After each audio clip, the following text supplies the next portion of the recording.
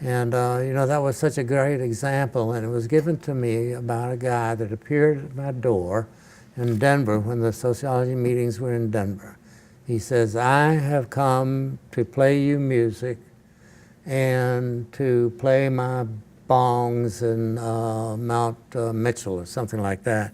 And he came in the door and he started playing this lovely song. I wish I know you don't, but I wish I could remember the tune because it was haunting. And he said, "Put a minute in front of me so I can touch it, taste it, smell it." It turned out that he was an unrequited poet. I didn't know that he was a raving schizophrenic, but he was both. So, but we all left in good health.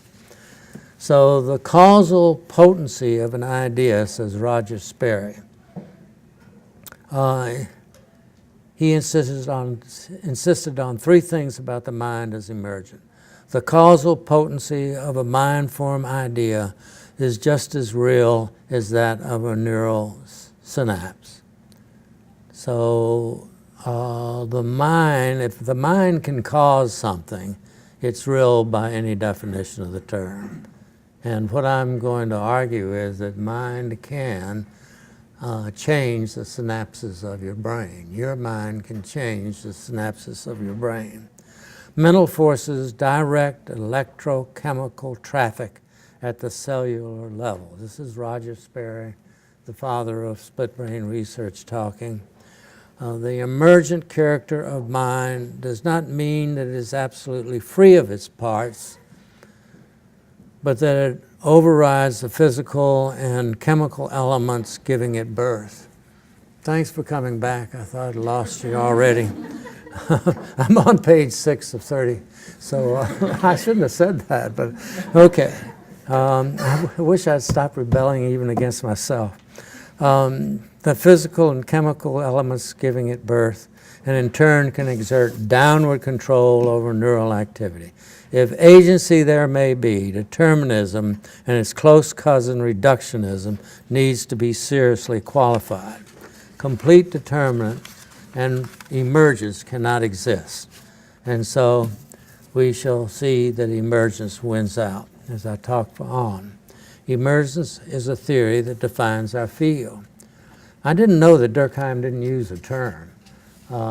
Jonathan Turner had to correct me on that when we were doing our handbook, because I wrote a chapter on emergence.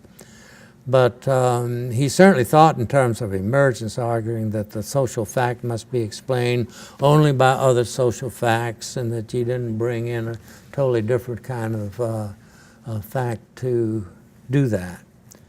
So you're really talking about levels when you're talking about emergence. And he also argued, of course, that society exists independent and constraining on the individual in and of itself. Calling a property emergent doesn't explain it or tell how it came to be. It just puts it, as I was saying, on the appropriate level to more adequately describe it, and as Durkheim insisted, that we not try to explain it by facts on another level. Though Newton could not have known this, and this kind of fascinated me, his laws were not fundamental in the sense of being irreducibly foundational. They were emergent from a micro level which he was unaware.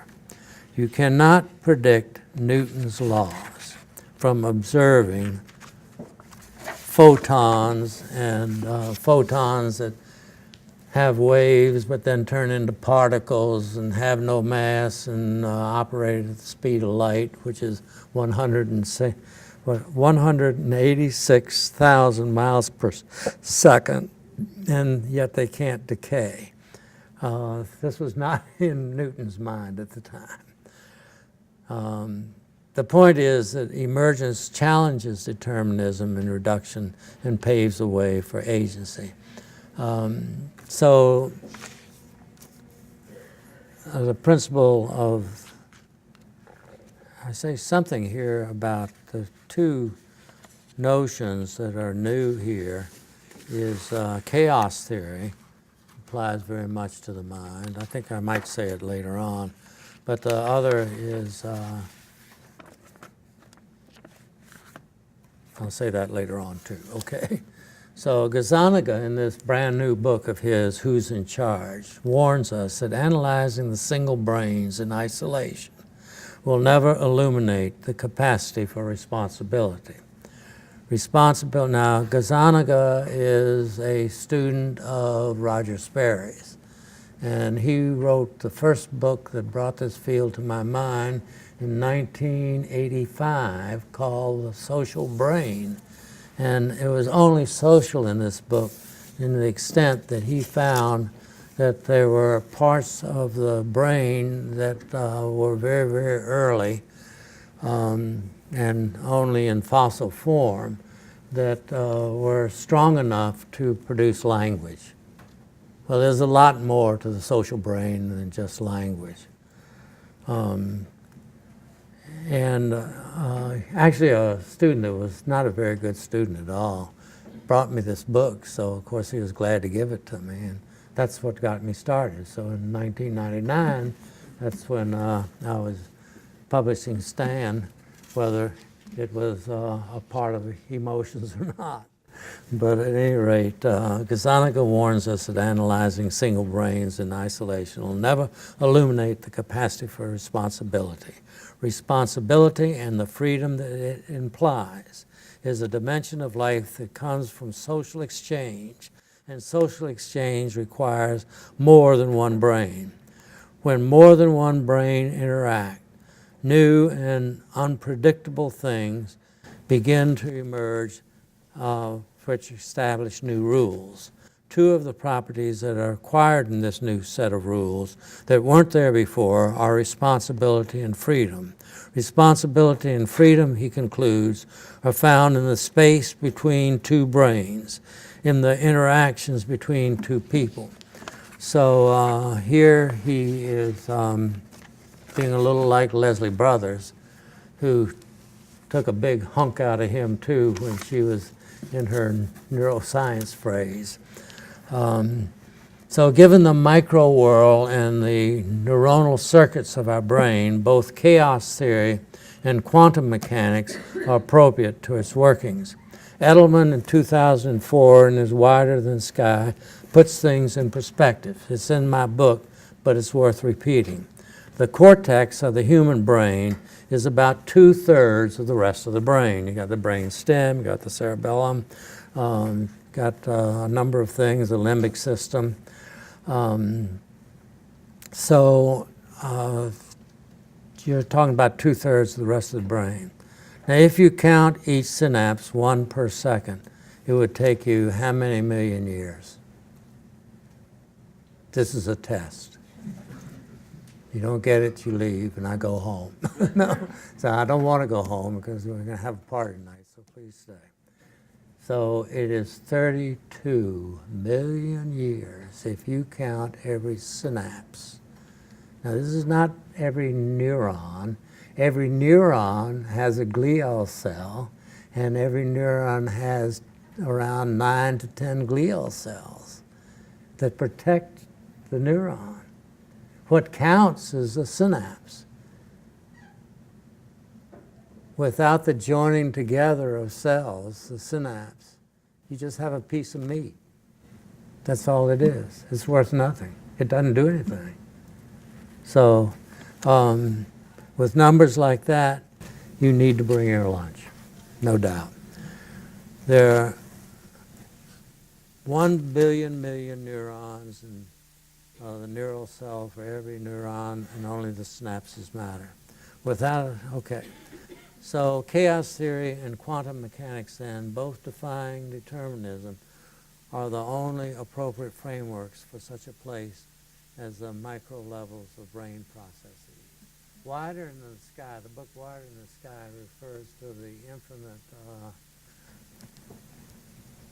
expanse of space, where nothing makes sense there either. Unless somebody can make sense out of black holes and all these things that we really don't know that much about.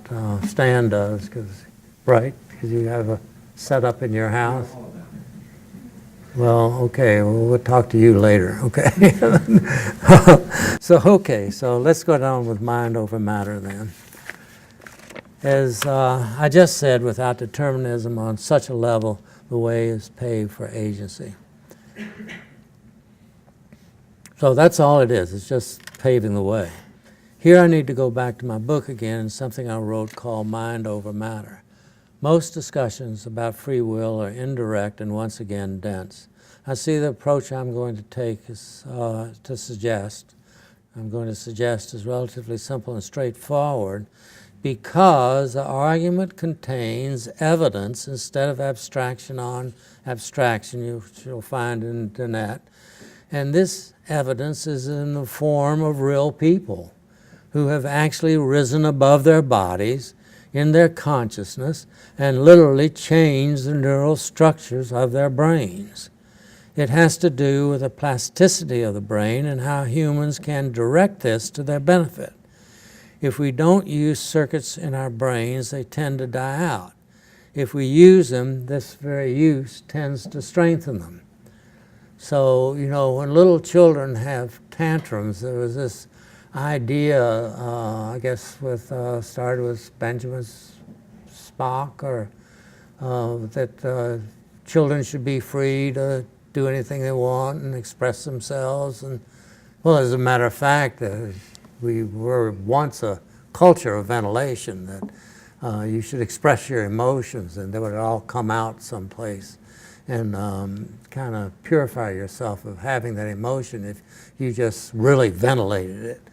Actually, when you ventilate your emotion, what happens as often as not is that you feel it more deeply, and that you aren't, you didn't realize you just wanted to kill the son of a bitch. You're just mad at him. Or what about love? I mean, who gets turned on by the couple in the car saying, darling, I love you more than words could ever tell? Maybe it turns the stomach of the girl, but the guy's going to be turning himself on.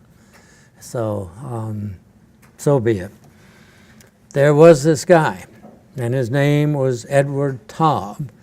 And Edward Taub actually ran a lab where he worked with macaque monkeys. And mind in this case is operationalized as two separate things. First of all, it's operationalized as will or volition in terms of wanting something, desiring something to the point of just about dying, in this case, for food. And then you want cognitive redefinition of things. So in order to change the synaptic structure of your brain, you need to have ideas, and you also need to have will. I was so happy when Randall Collins, the ex-president of our society and leading sociologist, came to our didactic seminar in the social brain, and he gave an introductory talk, and we basically wanted him to say, you know, oh, I'm a big cheese, and you know, I take these guys seriously, so you can too, because everybody had to pay $20 to get in, and the place was really crowded. And I think that shows you that sociologists have really turned around and are getting interested in this, and getting interested in Will's course, say, that he's just now teaching you. So there was an early neuroscientist called Charles Sherrington in 1895, and he insisted that the brain was wired one way for a lifetime, and plasticity was out the window. Okay, well, I just caught myself. I didn't complete what I was saying about the temper tantrums, and that is that the axons from the limbic system deep in your brain go up, and they go up to the prefrontal lobes, the cognitive part of the brain, and they are vast and dense. And the cognitive goes down to the limbic system